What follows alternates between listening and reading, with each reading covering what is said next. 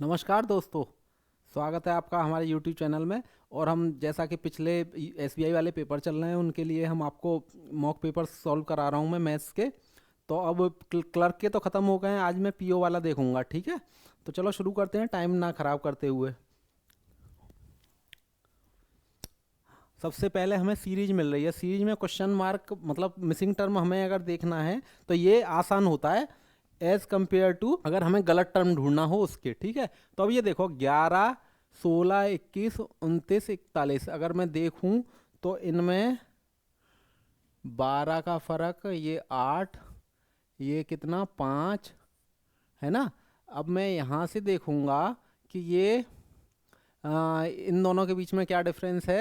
5, 8, 12 अगर एक और बार देख लूँ तो 3, 4, इसका मतलब यहाँ 2 का डिफरेंस वाला और यहाँ 1 का डिफरेंस वाला। तो 2 के डिफरेंस वाला से एक में पीछे जाऊँगा तो 5 और 2 के यानी कि 3 का। तो मैं कह सकता हूँ कि 11 और 13 अगर मैं रख लूँगा, यहाँ पे अगर 13 होगा, बात समझ रहे हो।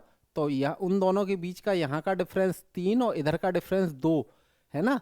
अगर ये सीरीज ऐसे हो जाएगी तो फिर 11, 13, 16, 21, 29, 41 तो ये फिर सही हो जाएगा। समझ रहे हो ना, 2 का डिफरेंस, 3 का डिफरेंस, 5 का डिफरेंस, 8 का डिफरेंस और 12 का डिफरेंस। यहाँ से तुम देखोगे तो मिल जाएगा 1, 2, 3, 4 का डिफरेंस। ये 3 टर्म में जाके हो रही है तो यहाँ का आंसर हो जाएगा 13। ठीक है, आगे देखते हैं। 1800 ऑप्शन है, 300, 600। ये यहाँ से 60 में 4 से डिवाइड करूँ तो 15, 15 में 3 से करूँ तो 5, 5 में 2 से करूँ तो 2.5। तो यहाँ पे 60 में 4 डिवाइड करने पर तो 60 मिला होगा किसी चीज़ में, मतलब किसी वैल्यू में 5 से डिवाइड करने पर। तो मैं कह सकता हूँ यहाँ वैल्यू क्या होगी 300। चलो आगे बढ़ते हैं, ठीक है। आ गया 4, 3, 4, 9, 32। अच्छा, 4 को मैं 1 से मल्टीप्लाई करूँ और 1 माइनस कर दूं तो 3, 3 को मैं 2 से मल्टीप्लाई करूं और 2 माइनस कर दूं तो 4, 4 को मैं 3 से मल्टीप्लाई करूं और 3 माइनस कर दूं तो 9, 9 को मैं 4 से मल्टीप्लाई करूं और 4 माइनस कर दूं तो 32। यही है, इसका मतलब मैं कह सकता हूं 32 को मैं 5 से मल्टीप्लाई करूं 160 और 5 माइनस कर दूं तो 155। ये वाला मेरा आंसर हो जाएगा, ठीक है। चलो आगे देखते हैं। ये तो दिख रहा है 100 में 1.5 का मल्टीप्लाई किया तो ये, 2.5 का किया तो ये, 3.5 का किया तो ये। इसका मतलब 100 जो आ रहा होगा वो 0.5 का मल्टीप्लाई करने पे आ रहा होगा और 0.5 का मल्टीप्लाई 200 में करूंगा तो तब ये आएगा मेरे पास, ठीक है। आगे देखते हैं। 0, 6, 24, 60 और 210। देखो डिफरेंस ही है और कुछ ज़्यादा समझ में नहीं आ रहा है। यहाँ 6 का, फिर 18, फिर 36, वहाँ भी पता नहीं है तो ये ऐसे करके चलो जो भी है। अब देखो यहाँ से देखोगे तो पता चलेगा 12, 18, अगर मैं यहाँ कहूँगा 24, 24 वाला होगा यहाँ पे तो इससे कितना ज़्यादा होगा, 60 ज़्यादा वाला होगा। इन दोनों के बीच में 60 का डिफरेंस होगा। और यहाँ पे अगर 30 होगा तो 90 ज़्यादा वाला होगा। अब आप समझ रहे हो, कोई मुझे बीच में ऐसा नंबर लाना है जो 60 और उसके बीच का डिफरेंस और इसके और इसके बीच का डिफरेंस हो 90। तो यहाँ क्या आ जाएगा आंसर 120, ठीक है। ऐसे करके बढ़ते हैं, चलो आगे देखते हैं। अच्छा, DI आ गई। Find average number of books read by AC and D इन 2005। 2005 वाला है डार्क, 6 वाला है वैसा वाला, ठीक है। तो ए 2005 में जाना है हमें, डार्क वाले में, और AC और D में, AC और D में, ठीक है, डार्क वाले में जाना है। ये कितना हो गया 72, ये कितना हो गया 60, 132, 132 और ये कितना हो गया 48, 48 और 130, 180, 180 डिवाइडेड बाई 3 यानी कि 60, ठीक है। चलो आगे बढ़ते हैं। Find ratio of books read by B and C together in 2005। B and C together है ना, B एंड C टुगेदर तो कितना हो गया 60 और 90, 150 है ना। और A and D together in 2006, A and D वो 150 था, याद रखना। ये 90 और 70 यानी कि 160, 150 और 160 कितना आएगा रेशो 15, 16, ठीक है। आगे चलते हैं। Books read by A and C together in 2005, A and C together in 2005, 90 और 72, 162 आर हाउ मच मोर और less than book read by B and D together in 2006, B and D 2006 कितना है 78 और 70, है ना, कितना हो गया 148, 148 148 और 162 का डिफरेंस बताना है मुझे, जो 14 के बराबर आ जाएगा। ठीक है, चलो आगे बढ़ते हैं। Books read by B and C together in 2006 are what percent of books read by B in 2005। B और सी 2006 में, बी और सी 2006 में कितना हो गया 78 और 72, कितना हो गया 150।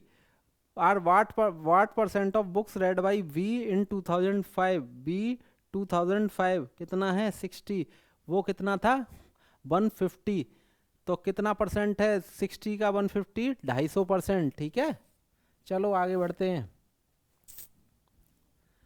और कैलकुलेशन आ गई, ठीक है, आसान लग रही है। ठीक है, 66 को इससे करूँगा एक, कितना बचा 69, एक और कितना मतलब 79, और ये कितना बचा 2, 112, 112 को इधर डिवाइड करूँगा तो दिख रहा है 9 टाइम्स, है ना। अब मुझे यहाँ कुल मिला के इसको 9 से देखना है, यहाँ मुझे मिल गया 9। ठीक है, अब मुझे इससे 9 से डिवाइड कर दूँगा, मुझे आंसर मिल जाएगा 9 5 54 मेरा आंसर हो जाएगा। बात समझ रहे हो, मैंने इसको डिवाइड किया 1112 मिल गया, 1112 से इधर जाके डिवाइड किया तो मुझे मिल गया 9। अब 9 को मुझे यहाँ पे करना है तो क्वेश्चन मार्क को इधर ले आऊँगा, 9 का इधर आके डिवाइड हो जाएगा, तो ये मेरा आंसर 54 आ जाएगा। यहाँ देखो 6.25 इंटू ये कितना हो जाएगा 3125, है ना, पॉइंट में। इसमें मुझे डिवाइड करना है 2.5 का, है ना, 2.5 का डिवाइड करना है, तो मैं ऐसे भी लिख सकता हूँ कि 2.5 को मैं ऐसे भी लिख सकता हूँ 10/4, ये ऊपर जाके मल्टीप्लाई हो जाएगा, 2.5 ही तो रहा। जब मैं यहाँ करूँगा तो इसका मल्टीप्लाई कितना हो जाएगा 12,500, और 12,500 में 4 और एक ये 5 और ये, ठीक है, यहाँ आ जाएगा पॉइंट, इनकी कोई वैल्यू नहीं है, तो मेरा आंसर हो जाएगा 0.125। कहाँ है क्वेश्चन में, ये रहा। ठीक है, आगे बढ़ते हैं। आगे है 1496 डिवाइडेड बाई 17, कर लेते हैं, कितना 7 कितना हो जाएगा 13 से 8 टाइम्स 188 हो गया। 88 जो है 220 का कितने परसेंट है दिख रहा है 40% है, 22 10% हो गया, 88 40% हो गया। 36% ऑफ 180 डिवाइडेड बाई 0.4। ठीक है, मैं इसको ऐसे लिख लेता हूँ 180 इंटू 36 अपॉन 100, और इसको डिवाइड करना है मुझे 0.4 से, 0.4 से मुझे डिवाइड करना है, तो इसको ऐसे लिख दूँ 4/10। जब मैं इसको 4/10 करूँगा तो 1 और 2 और ये चला गया 9 टाइम्स, 18 इंटू 9 क्या मिल जाएगा मुझे 162, ये मेरा आंसर हो जाएगा। ठीक है, चलो आगे करते हैं। आगे है 0.08% ऑफ 55,500 माइनस 16.4 क्या मिलेगा। ठीक है, 55 इंटू 8 करूँगा कितना हो जाएगा 4 4 4, है ना, और ये डबल जीरो था तो मुझे 1 0 2 ये मिला के आ जाएगा यहाँ 44.4। 44.4 में से मैं 16.4 माइनस करूँगा तो मुझे क्या मिल जाएगा 28, ये मेरा आंसर हो जाएगा। बेटा जब इसको सॉल्व करेंगे ना तो यहाँ 0 पॉइंट, इसका 1% क्या होगा 555, 555 का 0.1 होता तो 55.5 हो जाता, उससे भी 0.8 है, उससे भी छोटा है, तो ये कितना हो जाएगा 44.4। ठीक है, हाँ चलो 35% ऑफ 150 मल्टीप्लाई बाई 16। ठीक है, 150 का 35% क्या करूँगा तो क्या मिल जाएगा मुझे, मिल जाएगा 45 और 52.5। 52.5 को मैं लिख लेता हूँ 105 डिवाइडेड बाई 2, ये आसान रहेगा सॉल्व करना, है ना, मल्टीप्लाई बाई 16, इसको मैं करूँगा तो ये 8, तो ये कितना हो गया 840। 840, और मुझे यहाँ पे 840 बनाना है इसको कि 22 घटा के भी मिल रहा है, तो यहाँ वैल्यू क्या रही होगी 862 ही तो रही होगी, तभी तो 22 घटाऊंगा तो 840 मिलेगा, तो यहाँ आ जाएगा 862। ठीक है, आगे चलते हैं। आगे है 30806160, इसको मैं लिख सकता हूँ 9240। 9240 वही डायरेक्ट डिवाइड हो जाएगा इससे 33 2 कितना बच गया 26 26 और 4 8 टाइम्स 28 मेरा आंसर हो जाएगा। ठीक है, difference of the compound interest received in first year and second year at 20% per annum at CI is ₹1200, then find the sum. वो ये कह रहा है कि कंपाउंड इंटरेस्ट में और सिंपल इंटरेस्ट में 2 साल के अगर 20% रेट है तो फर्क जो आया है वो 1200 रुपये का आया है। तो बताओ कि सम क्या है। बेटा सीधी सी बात है, डिफरेंस कहाँ आएगा? डिफरेंस आएगा कंपाउंड में पहले साल का जो 20% मिला है उस पर और ब्याज मिला है। सिंपल में ये नहीं आएगा। तो मैं ये कह सकता हूँ कि 20% का जो 20% है, पहले साल का जो 20% था उसका जो 20% है ना, वही 1200 के बराबर है, वही डिफरेंस के बराबर है। ठीक है, तो जब देखूंगा कि मैं 20 का 20% कितना होता है 4, और 4 1200 के बराबर है, तो 1% कितना हो जाएगा 300 के बराबर, तो 100% कितना हो जाएगा 30,000 के बराबर, और 30,000 वाला मेरा आंसर हो जाएगा। चलो आगे चलते हैं।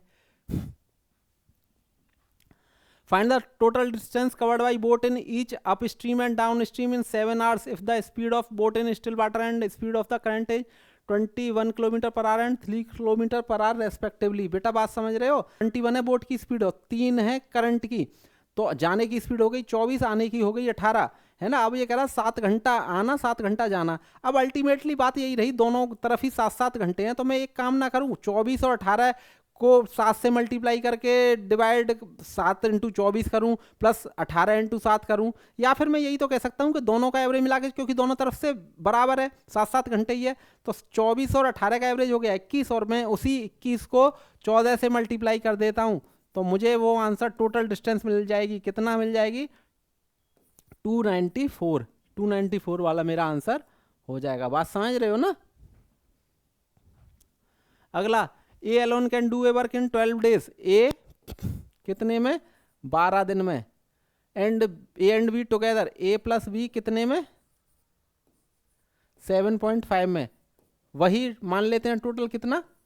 90। तो मैं क्या करता हूँ, ये कितना हो जाएगा फिर 7.5, और ये कितना हो जाएगा 12। मतलब अगर ए एक दिन में 7.5 काम कर रहा है और ए और बी मिलके 12 कर रहे हैं, तो बी कितना कर रहा होगा? 4.5 काम कर रहा होगा। अब 4.5 के हिसाब से अगर मैं निकालूंगा तो बी कितना काम पूरा का 90 काम कितने दिन में करेगा? 4.5 को मैं 9/2 लिख सकता हूँ ऐसे करके, तो मैं कह सकता हूँ कि बी जो करेगा वो 20 दिन में काम करेगा पूरा। अब ये कह रहा है find the time taken by C alone to do that work if C takes 3 days more than that of B alone to do that work. ठीक है, बी कर रहा था 20 दिन में, तो सी उससे 3 दिन ज़्यादा में करेगा, तो 23 दिन में करेगा, और मेरा आंसर हो जाएगा 23 दिन वाला। ठीक है, चलो आगे चलते हैं। हाँ ये आ गए। इसके लिए मैंने बताया था ना कल, क्या बताया था? Plus minus, minus plus, plus plus और माइनस माइनस। इस वाले केस में क्या करते हैं, ये हो जाता है माइनस प्लस। ठीक है, ये क्या हो जाता है? माइनस प्लस वाले दोनों पॉजिटिव, प्लस प्लस वाले दोनों नेगेटिव, और माइनस माइनस वाले प्लस और माइनस। ठीक है, हाँ तो बेटा देखो ये माइनस प्लस वाला है, यानी कि दोनों पॉजिटिव आएंगे, बड़ा वाला 8 और 5। ठीक है, अच्छा इसको थोड़ा सा वो कर लेते हैं, इसको x बड़ा ये कर लेते हैं, और ये यहाँ इस वाले में यहाँ, और इस वाले में यहाँ। ठीक है, हाँ चलो, हाँ तो यहाँ पे क्या है, x माइनस, यहाँ 8 और 5 मिल गए, यहाँ पे दोनों नेगेटिव वाले के कौन से मिलते हैं? प्लस और माइनस मिलेंगे, तो 30 के मुझे क्या मिलेंगे? 6 और 5, तो 6 और 5, ये तो 3, ये तो रहा पॉजिटिव, ये रहा नेगेटिव, है ना। 3 पॉजिटिव का और 2 नेगेटिव का, ये ही बड़ा, x ही बड़ा दिख रहा है, तो मेरा आंसर क्या हो जाएगा? ये वाला। इस केस में ऑप्शन हो जाएगा मेरा ए। ठीक है, दूसरा देखते हैं फटाफट से।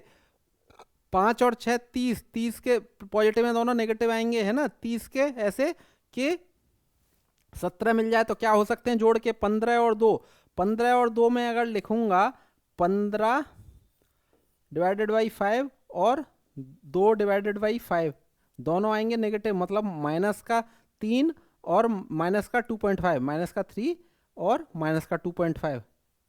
यहाँ से भी मुझे नेगेटिव ही मिलेंगे दोनों। क्या क्या मिलेंगे? यहाँ से मिल जाएंगे मुझे 8 और 3, है ना, तो 8 और 3, ये वाला 2 बेटा डिवाइड में जा रहा है, अगर ये नहीं होता है यहाँ जो भी वैल्यू है उसको डिवाइड में कर लेते हैं, तो कितना हो गया?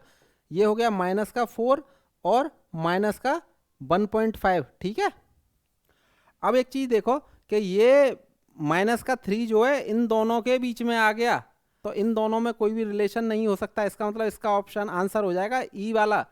चलो अगला देखते हैं।